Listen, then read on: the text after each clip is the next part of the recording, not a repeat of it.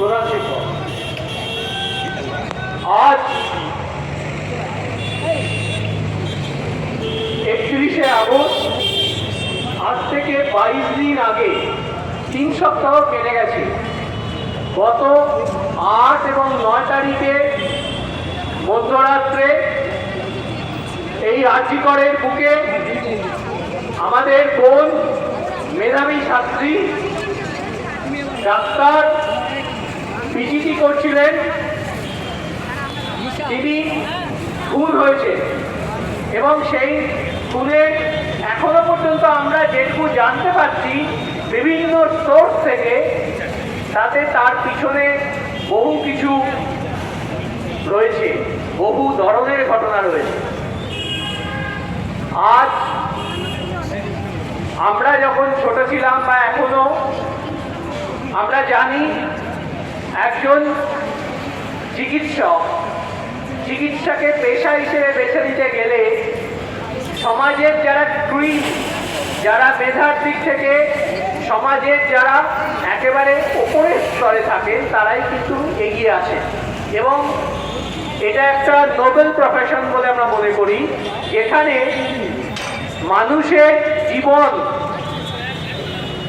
মানুষের জীবন তাদের হাতে নির্ভর করে। অথচ সেইখানে আজকে এই ধরনের ঘটনা, এই ধরনের নক্কারজনক ঘটনা আমরা ঘটতে দেখলাম এবং তারপরে দেখলাম পুলিশ প্রশাসন, হাসপাতাল কর্তৃপক্ষ, সরকার কতটা উদ্গ্রীব, কিভাবে এই অপরাধকে চাপা দেওয়া যায়, অপরাধীদের আড়াল করা যায় এবং বিচারের দাবি কিন্তু নিভৃতে কাঁদার মতো জায়গায় ছিল।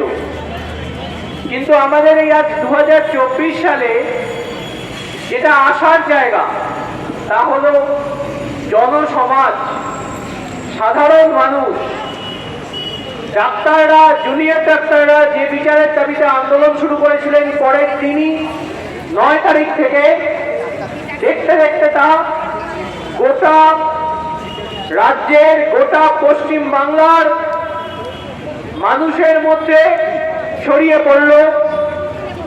তোমার রক্ত ভুলে যাওয়া শক্ত ছিল, তোমার রক্ত ভুলে যাওয়া শক্ত ছিল, তোমার রক্ত ভুলে যাওয়া শক্ত ছিল। এই মিছিল দিচ্ছে ডাক, তিলোত্তমা বিচার পাক।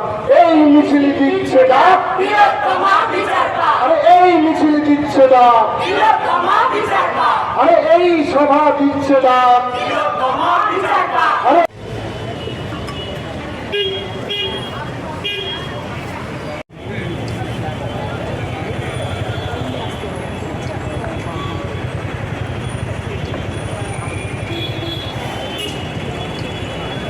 জুনিয়র ডাক্তার ফ্রন্ট, এই ফ্রন্টের পক্ষ থেকে আমরা যে কর্মসূচি দেখেছি, তাতে একটা অত্যন্ত সামনে বড় কর্মসূচি আসছে, যেখানে আপনাদের সাহায্য ছাড়া আমরা কোনো মতেই সফল করতে পারবো না।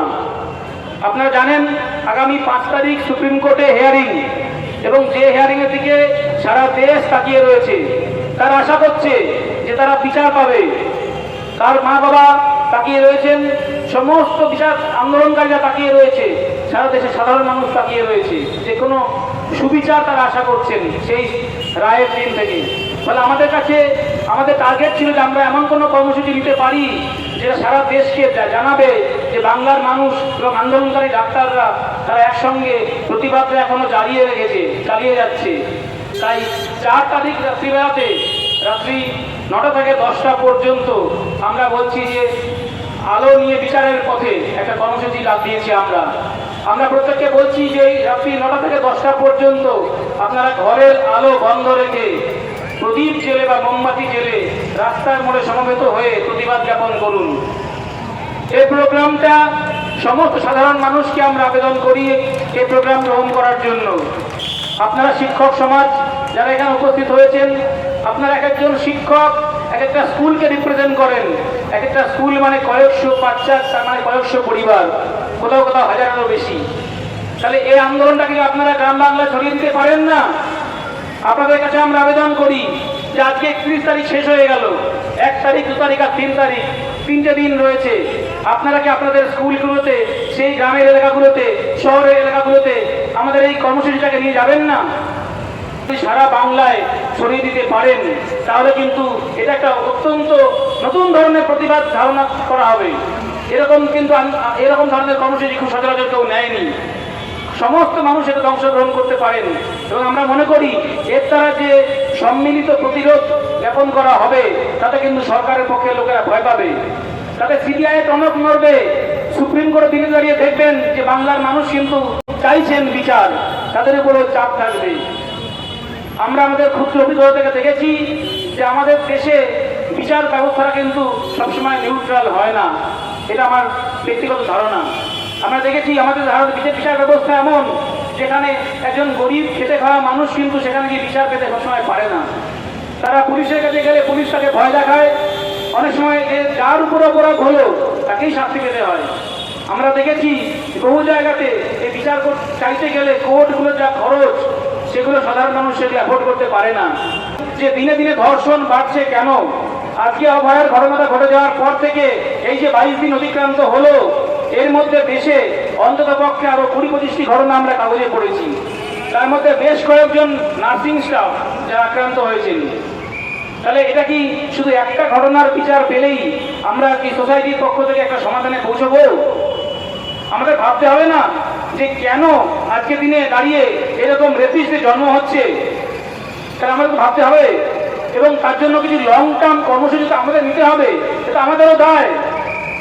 রেপিস্টরা তৈরি হচ্ছে, এটা কেউ কেউ বলছেন তাদের ক্রিমিনাল সাইকোলজি নিয়ে তারা জন্মগ্রহণ করেন, কিন্তু আমি ডাক্তার হিসেবে সেটা বিশ্বাস করি না, সেটা ঠিক বলে মনে করি না।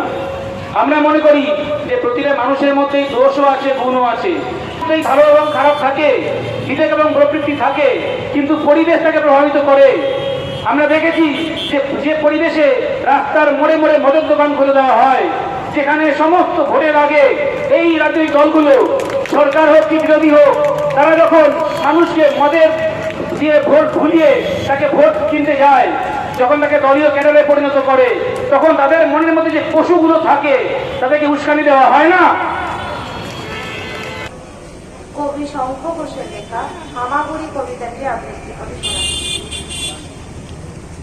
ঘুমটা ভেঙে গেল হঠাৎ, বাইরে কি ঝড় হচ্ছে, তাপাতাপি করছে জানলার পাল্লা দুটো, মাঝে মাঝে বিজলি চমকাচ্ছে। ফের শুয়ে পড়ে